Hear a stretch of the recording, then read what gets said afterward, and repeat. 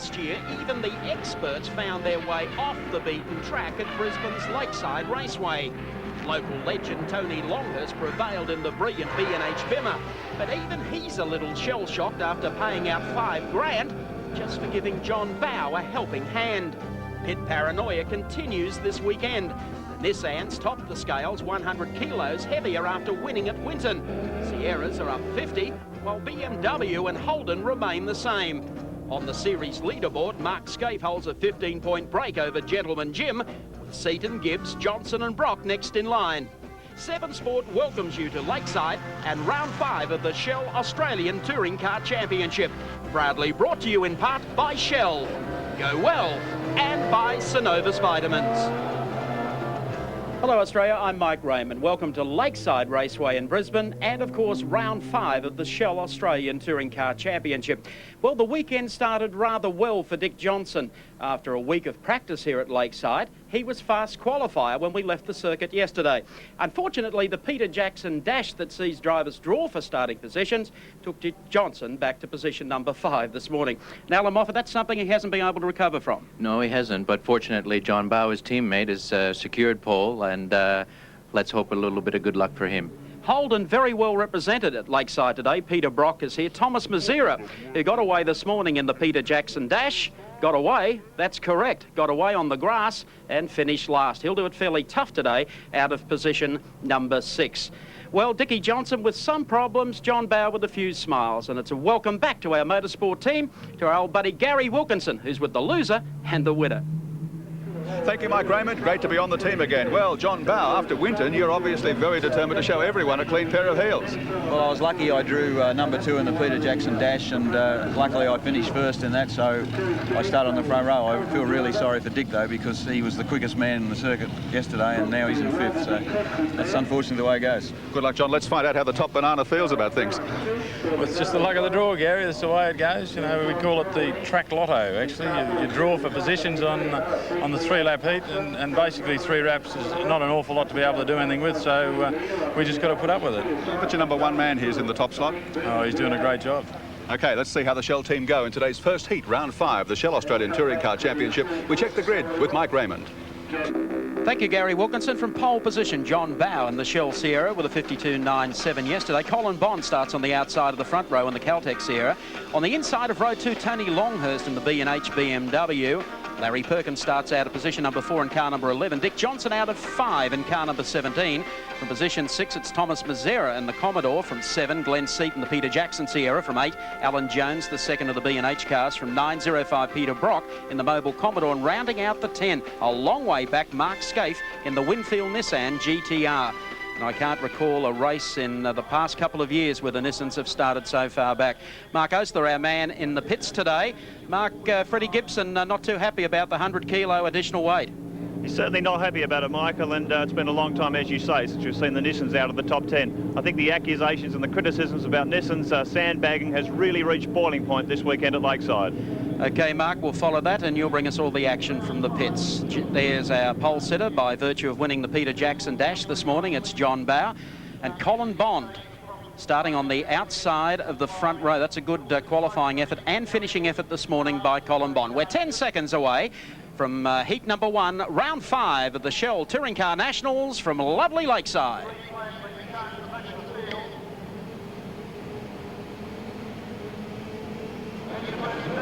Off the line goes Bowe. See ya! Perkins down the outside. Longhurst goes after him.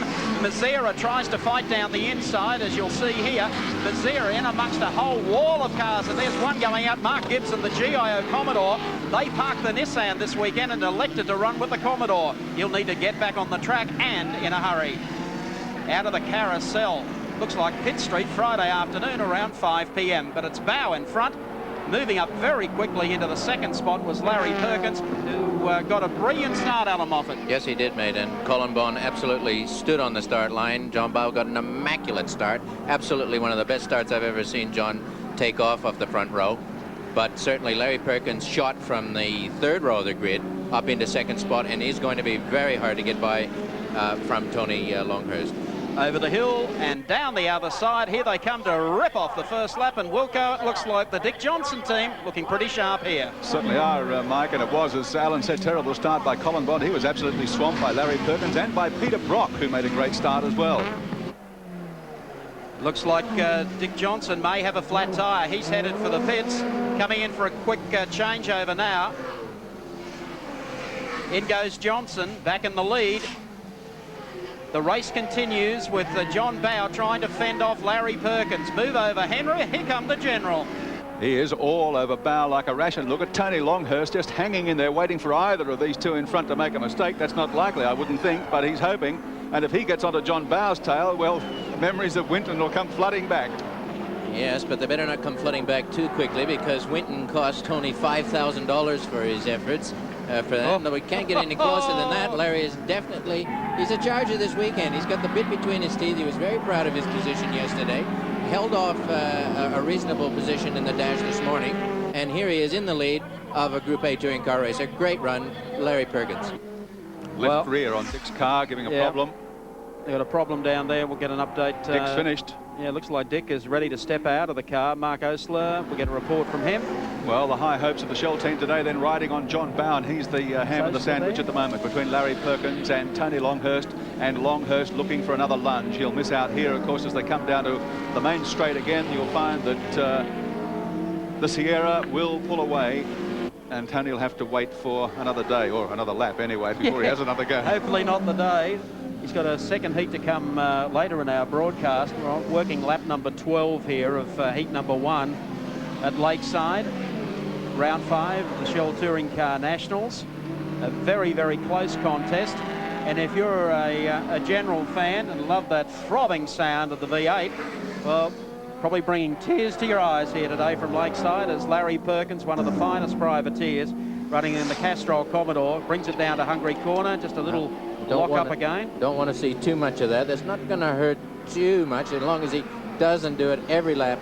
But John Bowe's right on his hammer now. I think that my original forecast of Larry playing it a bit cool, he's hurting up across the top of the hill. I was going to say mountain, but the top of the hill. But he's certainly got it flying. You can see when he punches it coming down onto the main straight, the full force of that 500 horsepower, 550 horsepower V8 comes into play, and he's able to blast off John Bowe down the straight. Okay, they come out, the exit now to the carousel. Not the best of days for Dickie Johnson. Let's go down to Mark Osler. Dick Johnson, a great disappointment for you. First tyre trouble now, a mechanical problem it seems. Yeah, it's obviously not my day. Yesterday probably was, but first of all we had a flat tyre on the warm-up lap, which really screwed things up. And then I get back out there and the thing's going all right, and then I broke a half shaft on the rear. So John's doing a terrific job out in the race still. Do you think the Shell Sierras are going to win this thing? Well, I sincerely hope he does, because with the amount of effort that's gone in, all the guys deserve it. Thanks, Dick. Okay, that's the situation. Bit of work to do for the Johnson team for heat number 2 a little later. That's the worst thing that can happen, a flat tire on the warm-up lap. You get all out of sync. Your tires that you've practiced with have been grooved in. They're matched to each corner, and they don't like a strange tire being put on after a warm-up lap. But here we got Larry Perkins still holding off in fine fashion. He's hurting through some of these tighter corners, but the speed with which he's got his Castrol Commodore coming onto the straight, I believe, is going to be enough for him to hold off. He's got a nice advantage here still. It's not concerning him too much. He'll be nursing the car a little bit there. That's very hard on the right rear tire there. A little bit of a nurse here for his left rear tire, with a view to slingshotting himself onto the straight and using the tire up here. And you can see that little cushion of one car gap. They come out of the turn, working the front straight here at Lakeside. Let's check them out for you on the Shell race score. Hey, it's a V8 day at Lakeside. Larry Perkins leads this little dude. John Bowe on the Shell Sierra runs in second. Tony Longhurst is still there. Glenn Seaton runs in fourth. Mark Scaife rounds out the 5 in the Nissan, and we'll be back in just a moment. To Hungry Corner again, Longhurst on the outside. Still can't work away at the inside here of John Bowe. Bowe is under increased pressure here in this opening heat today at Lakeside to the top of Motorcraft Hill. And you start to sense that Longhurst is on the move. Perkins about 3 car lengths in front of these two. Longhurst loses out a little in horsepower down the straight, but he'll sit in for the draft and the pull along. They'll come down to the kink and watch him start to pull up ground as soon as they head to the carousel. Here he comes now. From this point, as soon as Bauer gets onto the brakes, Tony is right up behind him.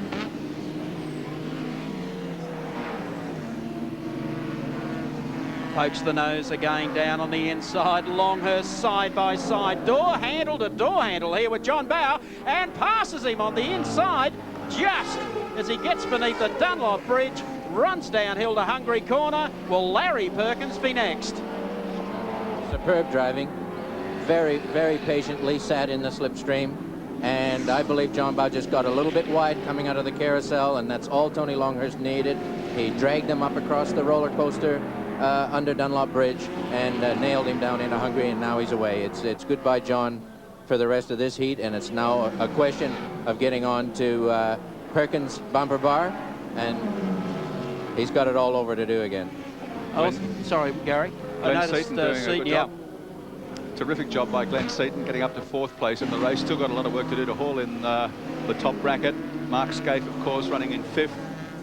Second of the BMWs, Alan Jones, slotted in right behind him. And then the rest of the Commodore Brigade. Oh, getting very untidy there with pressure from Alan Jones. 16 laps gone. AJ keeping right on the tail of Jimmy Richards' Winfield Nissan as they go beneath the Dunlop Bridge and come down. See if Jonesy goes the inside. Yes, he does. So we're seeing Tony on the outside and now Alan on the inside. Great little passing area for the BMWs as the others stab the brakes and the cars get a little on the light side as they make the left-hander. Well, they are the most nimble car in the field. They have to be by virtue of their weight, but let's not take anything away from the engineering under the bonnet and the superb chassis setting that the Longhurst team have put together. And Alan Jones is delighted with the way the car goes. Now, Tony will monster Larry. He won't put up with too much hindrance here, but by the same token, if he touches that Commodore, he's going to come off second best. That's 1,300 kilos of very firm metal sitting there. Well, Larry's been all fired up here. Here comes Longhurst. Oh, got him. Yes, what a beautiful manoeuvre, and so simple the way he did it. Well, the BMWs were outstanding here last year. They're carrying another 20 kilos more this year than last at this stage of the season. But Lakeside is home territory for Frank Gardner, Tony Longhurst and the Benson and Hedges team. And gee whiz, he's done a great job from the second row today after wearing down Johnny Bauer and then Larry Perkins. Tony Longhurst comes flying through the kink here. Perkins in pursuit, followed by Bauer, and then starting to make the run up to them will be Mark Scaife, who's got away, and on the outside of Thomas Mazera, it'll be Glenn Seaton in the Peter Jackson Sierra. So the Nissan still in there with Mark Scaife. No sign at the moment of Peter Brock in the top 6. They're down Mobile team have fronted with 1 car this weekend. Very disappointing because they've run 2 cars, Peter Brock and Neil Crompton. Neil's just back from the States where he's been doing a lot of work with the American networks on a new exotic car series that will be going to air over there. And disappointing not to see him here today. If they start with 2 cars for the season, it'd be great to see them run all the rounds. Looks like Terry Finnegan, the 27 car, that's gone off down there at the carousel and gets back on the racetrack. At least he's pointed in the right direction. John Bauer now having a go at Larry Perkins. As I said, Larry Perkins has been on fire here so far this week. He was certainly fired up at the post-practice press conference yesterday, gave the Nissan boys a serve. He's not too happy now about Tony Longhurst giving him the go-by, and John Bauer's about to try and do the same thing to him. Poor old Larry, he's copping it from all sides. I think his tires are probably hurting him just a little bit now, and bear in mind, this is a handful to drive a car of this weight around, and not that anybody else has got a free ride, but the roller coaster nature of Lakeside, the toing and throwing, the corners, they're not just flat. The car is falling one way or the other all the time, and it's a good driver that can hang on here and do well lap after lap. Mark Scaife has really closed it up behind these boys. They come down the hill. John thought he may have left a gap open, but there was no such luck there because Perkins will get away on the straight. Brakes, as Alan has said, may well be the problem. This He's is just very conserve it. This is very dangerous there, Michael, coming through that left-hander. They're doing over 220 Ks, and just the slightest amount of misjudgment, and John getting a little bit annoyed with Larry there. He's certainly... Larry will drive him off the damn racetrack if he pulls too much of that stuff on. Well, that allowed Mark Scaife to move up one notch. That cost John his endeavour there. He's pushed the front guard onto his own tyre. He got a little annoyed. He didn't show the patience that Tony Longhurst exerted and had to put up with for many laps. And you just can't nudge. We take our race cam sitting on the top of Glenn Seaton's Peter Jackson Sierra. He's mixed up in all of this. Oh, there goes one of those little Corollas, I think it was, off the racetrack, right caught up in that massive car. Frank Binding. Well, he was out in the Binding. Frank is out of harm's way there at the moment. I'm very concerned about John Bow's tyre. He must know himself. He can see that smoke. I hope he knows how much rubber is sitting on that Dunlop tyre, but not the kind of place you want to have a blowout. But he's coming back at Larry. He's not giving up. He's going to try it again. And this time he's actually right up alongside. He's going to do the same move that Tony Longhurst executed and has managed to do it. John gets through. Took him a lap and a bent fender to do it. Yeah. By the time this one's over and he returns to the pits, and Dick has a look at the problems with the 17 car, and then squashed in guard on the 18. We're working lap number 23 here at Lakeside this afternoon. It's been a tremendous race so far. Larry Perkins providing a lot of the action for us. And Tony Longhurst, of course, getting through to take over the lead. Perkins has got this Commodore flying absolutely in the two spots where it really has to fly, coming onto the straight and through that very fast left-hander on the main after the start-finish line. He's definitely a traffic hazard here, and the other fellows are molesting him. That's Jonesy, who has just done a superb job in this one, the backup. He just loves his stuff. He can possibly get down. You can see him 2 cars ahead on the inside, and that's exactly what he did to Perkins. So Alan Jones storming through. He's been able to pass quite a number of them to get to the top of Motorcraft Hill. And as they come down off the hill, he's right on the tail now of Larry Perkins. And with about 5 laps to go, this race is far from over as Jonesy pulls to the outside of the Mark Gibbs car coming down the straight. And here's Larry and Mark Scaife debating issue. Well, Larry's not going to give way, and I certainly hope that Mark knows how many millimeters he's got between his front wheels and Larry's rears.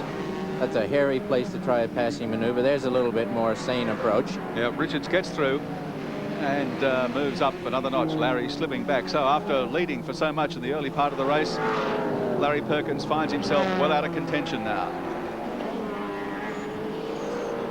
So Richards down on the inside of the GIO Commodore. Glenn Seaton, the 30 car, to the top of Motorcraft Hill again. He's in amongst this dice as they come off the top of the hill. 4 laps to go. Tony Longhurst really opening up a big gap, and Alan Jones up into the top 5. There's AJ. Well, they finished 1-2 here in the corresponding round last year, Longhurst and Jones. There's our race leader, Tony Longhurst. Just look at the car, Michael. It doesn't bobble, it doesn't move around. It's just perfectly designed. They've got it doing exactly what it needs to do. The driver's just in touch. It's as if he's glued to those 4 Yokohamas that are guiding him around here. And he'll be extremely exhilarated at the moment. He's not threatened in any way. He knows he can do it again in the next heat. And he'll be conserving his tires now, thinking about that second heat. He won't be hurting them at all. He'll just be gliding the car into these corners. He's got a maximum cushion here. He doesn't have to worry about a thing. The great thing about this car is you can wind it up 100% and drive it 100% continually for the whole race. Well, the other thing, of course, is that if you think it's been a long week for Nick Greiner, just think about Frank Gardner, where he's done the Touring Car Championship so far, and the BMs, apart from maybe 1 track or 2 tracks, are really competitive in this 25-lap, 25-minute race format. Lakeside, of course, was always going to be BMW territory, and, of course, the Johnson team. And at the moment, we're seeing Longhurst run away from it, and Alan Jones, his race is far from over. This is the battle for third spot now. Alan Jones reeling in John Bauer, who must be running out of rubber on the left front after that touch with Larry Perkins a few laps ago.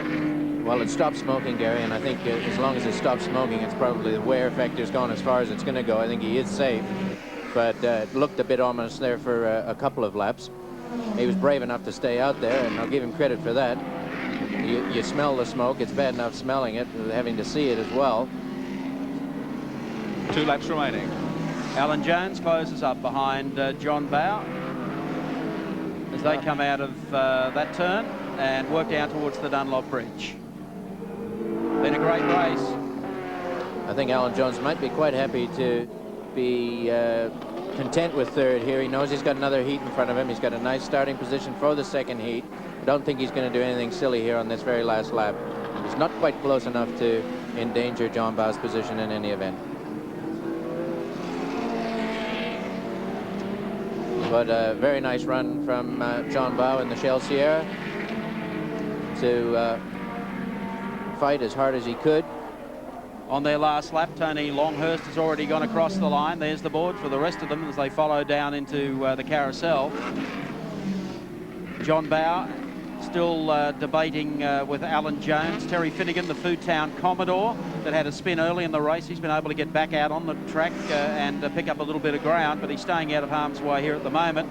He didn't make life very comfortable for Alan Jones. Jones may have just been using him a little blocking here for the Richards and the Nissan. Oh, I don't think there's any doubt about that, and fair enough too.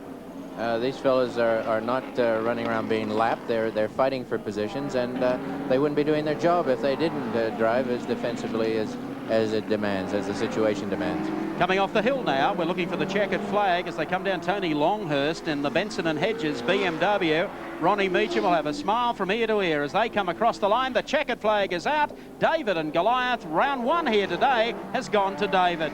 Across the line into second spot will be Mark Scaife in the Winfield Nissan. Third will be John Bauer in the Shell Sierra. Alan Jones finishes 4th in the second of the B&H BMWs. Richards 5th, Seaton 6th, and Larry Perkins 7th. Checking those out there, the confirmation on our Shell race score. Congratulations, Tony Longhurst. Mark Scaife in second, John Bauer 3rd, Jones 4th, Richards 5th. Raceway, we're preparing for Heat 2, Round 5 of the Shell Australian Touring Car Championship. Capacity field on the grid. What's that, a Brock Boater and a Dick Hat? Both supporting their loyal racers here this afternoon. Who knows who will come up with victory. Let's take a look at the top 10, how they'll line up now for heat number 2 this afternoon. Tony Longhurst in the Benson and Hedges BMW has pole position over John Bauer in the Shell Sierra, and row number 2 will be Alan Jones, the second of the Bimmers. And number 1, Jim Richards in the Winfield Nissan GTR. From 5, it's 30, Glenn Seaton, the Peter Jackson Sierra. Position 6, 23, Paul Morris, the third of the B&H BMWs. From 7, 8, Colin Bond, the Caltech CXT Sierra. From 8.05, Peter Brock, the Mobil 1 Commodore. 9.35, Wayne Park, the second Peter Jackson car. And out of 10.61, Thomas Mazzera. Grid just about set. Right at the back this afternoon, Larry Perkins, Mark Scaife, Kevin Waldock, Terry Finnegan and Bob Jones, all because of tyres, Alan Moffat. Yes, they've scuffed their tyres beyond repair in the first heat, and they've asked for replacement tyres. They've been granted that, but they suffer the indignity of starting from the back of the field, plus a 10-second delay, so we've got a double start. Should be quite interesting in the middle stages. Stand by, Australia. We're ready to go racing with heat number 2 from round 5 at the lovely Lakeside Raceway. A long 10 seconds, but Bauer gets off the line, and there goes Richards down the outside. See ya, boys. Four-wheel drive. Just zooms off the start as everyone thought he would. John Bauer immediately drops into second. Next is Tony Longhurst, and right behind him is Alan Jones. Those starting from the back of the field have got a lot of work to do. They have to be careful in the opening couple of laps of this race. Perkins trying to come through the pack. There's Johnson. He's lined up in car number 17 after problems earlier today. They're through the carousel on their way to the Dunlop Bridge and the run downhill to the left-hander at Hungry Corner. And that's the entire field. Brock got a good start there too. He's nailed up into 9th spot ahead of Mazzera. Jim Richards, a blinder though, and is pulling away. He's putting the boot right into the Winfield Nissan to make every post a winner here in the second heat, because he knows the BMWs are going to be coming home like steam at the end of this 28-lap race. Home of the wet sail, as they say. I walked in here and asked the boys if they want to put some money on. I nominated Richards to win this one, and Alan Moffat, you wouldn't have a bar of it. No, I wouldn't, and I must say I think I was asleep at the wheel a bit, Michael. There, you've got some statistics I don't know. We're going to have to talk to our statistical division. You got inside information that I wasn't looking at. No, Jim Richards, a fine start off the second row to leap into the lead, and now Tony Longhurst has got the problem of having a heel. He's going to think this is an absolute nightmaresville. He's always behind John Bowe to fight through. He's got to use himself up, use his tires up to get by John Bowe, and while he's doing that, Richards has got a reasonably free run out in front. Here's Paul Morris, the young Queenslander, running the third of the B&H BMWs. Came into the team this year under the patronage of Frank Gardner and Tony Longhurst. They took a guy out of the Formula Fords that had done so well in season 91, just to bring a new fresh face into touring car racing, and he is certainly responding here at Lakeside, his home track. Bowe, Longhurst, the battle for second. 18 over 25 at the carousel. Richards running a steady pace just ahead of them, and these two guys have got to go to Richards. Jones back there in the fourth spot. That's the order beneath Dunlop Bridge, and the run downhill to Hungry Corner once again. And this is perhaps where Longhurst will be able to get John Bowe in a lap or two's time on the inside. Well, it's really going to test Longhurst's patience here, because if he thinks Richards is getting away and if he feels that Bowe is holding him up, we're going to have a rerun of the situation we had at Winton, and he may not be able to maintain his cool. Scaife up to 16th already after starting dead last in the field, or all but dead last, out of position number 22. So he's up 5 as our race leader Jimmy Richards. The Winfield Nissan coming down to the carousel. Behind him, John Bowe, and the man who copped $5 grand for giving the Tasmanian a helping hand at Winton. Well, I would think that he's already agitated. Tony is like to be a little bit closer. I don't think he's too worried yet. We got over 25 laps to unfold here, but as Gary said earlier, he'll be watching that GTR in front and not wanting to be held up too long by John Bowe. Wow, race cam in Dick Johnson's car shows it all. As Johnson gets away from Colin Bond, that was through Hungry Corner. Keeping in mind that Dick hasn't had the best of days so far, but they've been able to repair the car. Johnson up to position number 9. We mentioned Mark Scaife started out at position number 22. He's now up to 11th. He is the Storm Norman of the field, as we pick up on Johnson moving up on the tail of the lone Mobile Commodore here this weekend. I pointed out in the earlier heat today, they had been running 2 cars, one for Peter Brock and one for Neil Crompton. And the second car was withdrawn because of not enough spares to go racing, which is indeed a pity. You can't get much closer than that, Mike, and Dick a little bit having to hang on there and back off. It's very hard when you're accelerating through various corners to have the car in front of you back off a little bit, and there he's throwing himself around. He's going to try and sneak by here on the inside, hope that Peter will slide to the left, not taking any chances. Brocky's not throwing the Commodore around today.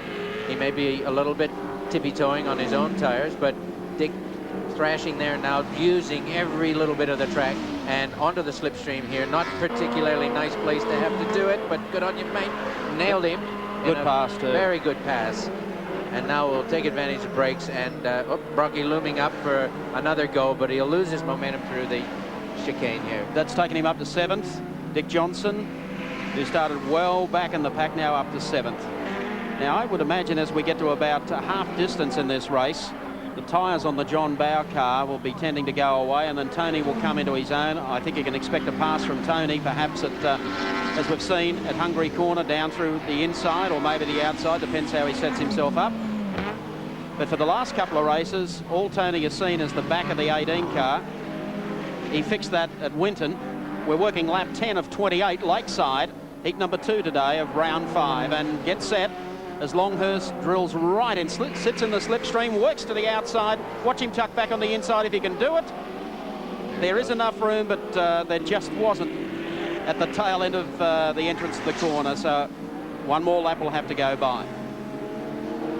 And to be fair, Alan, it doesn't look like Richards is in fact running all that far away from John Bowe. Bowe may well be holding Longhurst up marginally. Richards is just up there in front of him. Yeah, it's just about holding station, but Tony is starting to get a little agitated. You can see that wiggle, that wind up when he was going up under the bridge on the last lap. It means he's got himself really strong. He's trying to wind it, trying to stay in that slipstream. Not gaining a lot of ground here, although he may just try. One of the moves he had earlier was getting up alongside cars in this part of the circuit, and now again getting closer and closer. He almost has to be on the bumper bar, but this is a savage part of the circuit. Very, very hard to control the car, and he's letting John Bowe know he's there. But Bowe has shown us over the last 2 heats that he's no mean driver. He keeps his Shell Sierra pointed, drives it extremely well, and Longhurst has got to find a way around. JB's a great little driver, so too Tony. He's really a tiger in this. Brings out the best in Tony, make no doubt about that. He sits in the draft again, gets a free ride down the front straight across the stripe as Bowe heads off into the left-hander. Here comes Tony under brakes. He just picks him up like you couldn't believe at the end of the straight, and then just gives him... He's actually waiting for John to miss a gear change there, Mike. If he's just on his back bumper bar and John was to make the slightest mistake, he'll capitalize it. Now, he's closer now. Gary, you see how that he's twitching. The car is wound up. He's got maximum lateral force. Oh, he has another look, and he really is determined, but again, hasn't quite got the speed to do it. Bowe's got him covered. I reckon Tony would be better off sending Bowe up for a pass on the inside if he could get him at the end of the front straight, because I'm sure John's convinced, well, ever he protects the entrance to Hungary, he's got Tony under control. And Jim Richards just ahead of them now, starting to overhaul some of the slower traffic. So this is going to make it interesting for Bowe and Longhurst as they get mixed up with these other cars.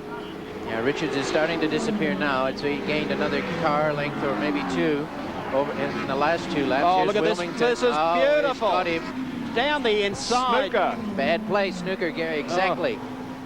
Not even in off. That was a beautiful snooker. And Tony found John Bowe asleep at the wheel. Should have seen that on the horizon. And now he's got Alan Jones all over him. Yeah. Yeah, great little passing move there from Tony Longhurst. I tell you, poor old JB will hang his head in shame in the transporter later. Here comes Paul Morris through on the inside. He's driving a splendid race. The third of the B&H BMWs. As now AJ moves up on the tail of Johnny Bowe. Now that was a very nice ace. Tony was right on the ball there and close enough to take advantage.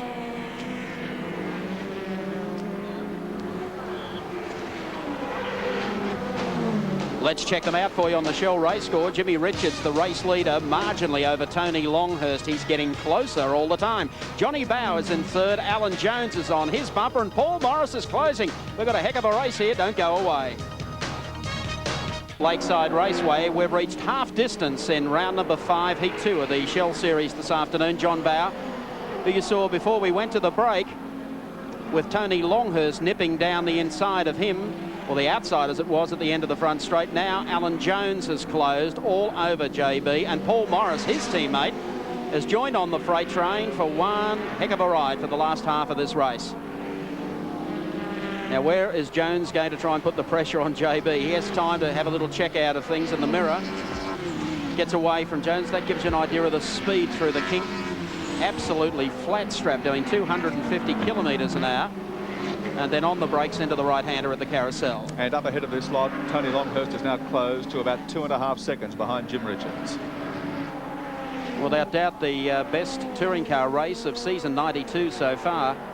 And other weights and measures have been very, very controversial, with the Nissan copping a 100, as we see AJ down on the inside of car number 18, John Bowe.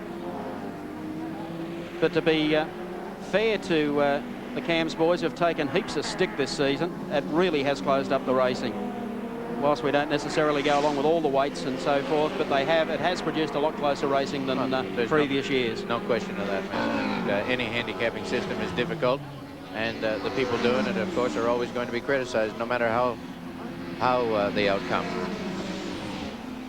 Now Jones makes up ground on John Bowe at different parts of the racetrack to Tony Longhurst. Tony was always on the tail here. But as they head down towards the Dunlop Bridge, AJ closes again. Paul Morris sits in to see what's going to happen. Dust everywhere here at Lakeside, and that is Jimmy Richards in car number 1, who appeared to have a brake lock up. He went off the circuit on the approach to the carousel. Now Richards is trying to claw his way back. Tony Longhurst has taken off like Tony the Tiger. He's put space between himself and the rest of the field so far after Richards. Let's have a look at the replay. We take the Nissan race cam out the back of Jimmy Richards' car, and he got the tail out. Got wide on the exit of the right-hander and just rode it out, and great driver that he is, he didn't hit that wall. Anybody else would have spearheaded themselves right into the bank, but he saved it. But naturally, Tony slipped by. So the top 4 now running within about 4 or 5 seconds of each other. And Jim Richards trying to claw his way back on Tony Longhurst, race leader. Longhurst, of course, winner of the opening heat and looking to take out the points here in the 5th round of the championship. Glenn Seaton just went past the start-finishing line. His engine sounding very much off song. 6th spot on the track at the moment. Now that could well have been the rev limiter, but it did really sound off as it came past. He's up to 6th, not having the best of weekends. I think maybe that weight penalty may be hurting Glenn. At the same time, I think Dickie Johnson has probably run his cars a little heavier than most, so whether or not he's had to actually add 50 or more like 20. They've added some. I don't know the precise amount, but they are carrying lead in the back seat, so they've had to go up to meet the 1,200 kilo limit.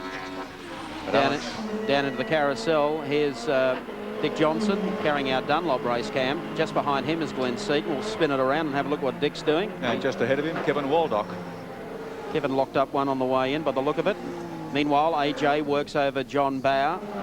Jones looking for a 3rd spot on the rostrum here today. Now, he pokes the nose down on the inside. Oh, it sends him on his way. I was waiting for that. Tony wasn't doing that. He'd earned his first 5,000 last round at Winton. Ah, dearie me. That was a little cheeky on Alan's part, but it was just a touch. Let's have a look. Here he comes down on the inside. That was enough to set him on his way. Alan corrected and made sure he was fine, and the full force of the BMW got John Bowe on the back quarter panel, and that was it. Whoop. Looks like the 35 car in a spot of bother there, Wayne Park, as they came off the carousel. So it's all happening here at Lakeside this afternoon. Jimmy Richards, who's still battling along there, running in 2nd spot. So he's in the middle of a BMW sandwich at the moment. John Bauer's dropped back to 5th spot on the road after that little coming together with AJ on the approach to Hungary Corner. Just watch the control on this car, Michael. It comes into every corner and just not the slightest bit of a problem. It doesn't seem to be plowing at the front. It's not wagging the tail on the back. Jim using every ounce of ground available to him like every professional should. Right there on the white line as he's doing over 200k into the kink left-hander. Down under brakes here now. Car bobbing a little bit. That extra weight certainly making the springs work for themselves. There's Jimmy at work. There are 4 laps to go. Nissan race cam as we ride with Jimmy Richards running in 2nd. Longhurst the leader, and behind Jim is of course Alan Jones, the 2nd of the B&H BMWs. Jim really does make it look ever so easy. That is the mark of a professional. Meanwhile, Paul Morris in the 3rd of the Bimmers has actually got a feeling that he might challenge Jonesy. Yeah, well, I hope that's all he has is a feeling, because if he would like to just pick up on a little bit of team management protocol. Although he's got a problem. I think where he's bumped the tyre of John Bauer. It's up to him whether he wants to keep going. It's always it's quite nervous, but we saw that with the car earlier this morning when John Bauer had a rub. But it is particularly nervy for any driver to see that smoke pouring out. 3 laps to go. And the BMW's in 3 of the top 4 positions. Paul Morris certainly letting the world know that he can handle the job, doing a very nice job there, shadowing Alan Jones.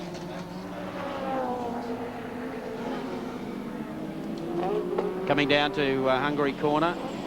I dare say that Paul might just drop in and play rear gunner to look after AJ. He'll be getting half asphyxiated there with all that smoke that's blowing off Jones's tires. Jones comes down, puts one more lap on the Commodore. As we take the Dunlop race cam, as Mark Scaife is trying to tear through the field. Dick Johnson is in 6th spot. This is the battle for 6th and 7th as they come down Motorcraft Hill. You might be able to see the speed difference now of the Sierra and, of course, the Nissan GTR up to the kink. Not too much between them as they head down to the right-hander at the carousel. 2 laps to go. What has been an entertaining 2 heats today. And here's Mark Scaife all over Johnson. See, absolutely lunging there through the carousel and up alongside the back guard. Said to be a little bit careful there passing traffic, but you can see the control at which he can go from one side of the track to the other and shadow Dick Johnson's every move here. He's thinking about the inside, then the outside. He's all over Johnson here. He comes up the outside. They've got 1 lap to go. And our Dunlop race cam tells the story. Can't get any closer than that. He must be touching the bumper bar.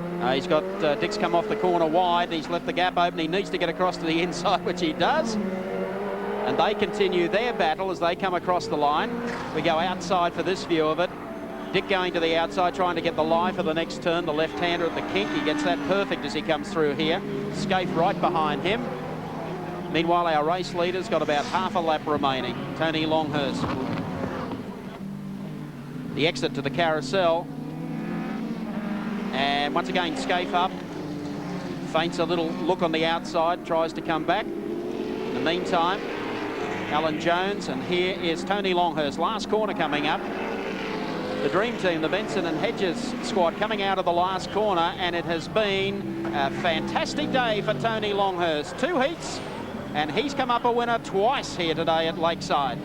2nd spot is going to go to Jimmy Richards in the Winfield Nissan GTR, and 3rd will go to Alan Jones in the 2nd of the Benson and Hedges BMWs. They might have added 100 kilos to the Nissans and they may have added 50 to the Sierras, but it has produced some of the closest racing that we've seen in touring cars for the last few years. Let's check them out for you on our Shell race score. Well done, Tony Longhurst, a winner here today. Jimmy Richards placed 2nd, Alan Jones 3rd, Paul Morris 4th, and 5th was Johnny Bow. At the big winner today, Tony Longhurst, winner of both heats, round 5 of the Shell Australian Touring Car Championship. And what are the Nissans? Well, Jim Richards, a brave fight from Mark Scaife, I must say, in the 1st round, yourself in the 2nd heat. And I'm not criticising your diet, but maybe you're a little overweight. We are a little overweight, but unfortunately it's not the driver. Listen, you've got yourself in a little tangle here on the kink. Yes, we sort of take the kink flat out now. With the extra weight, it just bounced the car too far off the circuit and I ended up on the grass. So I had to sort of put the brakes on the grass, which wasn't too good. Well, we're certainly getting plenty of close racing. Yes, we are. Tony Longhurst, congratulations, BMWs today. Yourself in particular put up a phenomenal performance. Yeah, I was pretty pleased when my mate that doesn't make too many mistakes slipped off. I think he would have been a hard guy to pass. You know, I believe the rules are very close now, and I'm just so pleased to be up there again. Close racing, hard racing, but a good result for you. Very, very hard for me. You know, getting past John Bow's no easy task, and Jimmy would have been just as difficult. Manager of Motorsport for Shell Australia, Tom Smith, with the sash for Tony Longhurst. On behalf of Shell, Tony, congratulations. You love this track and magnificent race, both heats. Thank you, Tom. It is my favourite track, and Yokohama, Benson Hedges, Castrol, thanks very much for their support this year. Well, a very happy Tony Longhurst and a fabulous race meeting, Alan Moffat. It was a great race by Tony Longhurst, but also a very strategic race by Jim Richards, who came from 11th to 5th in the 1st heat and then capitalised in the 2nd heat. Let's take a look at the points table, how they are after round 5. Mark Scaife is your leader, 133 to 126 Richards. Seaton on 104, Longhurst 90 and John Bow 81. Now, don't forget, round 6 of the Shell Australian Touring Car Championship and the Shell Oil Superbikes, Eastern Creek, New South Wales, Sunday, May 24. And then, of course, next Sunday, AMSCAR Series from Amaroo Park Raceway. Hope you've enjoyed the motor racing here today, and we look forward to your company next weekend from Amaroo Park.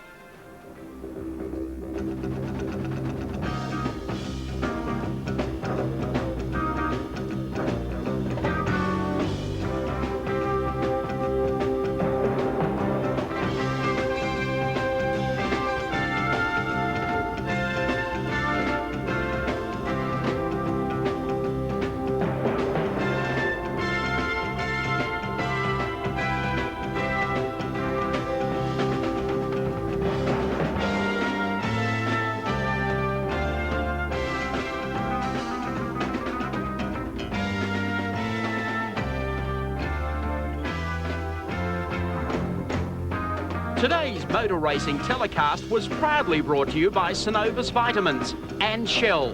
Go well, go Shell. This has been another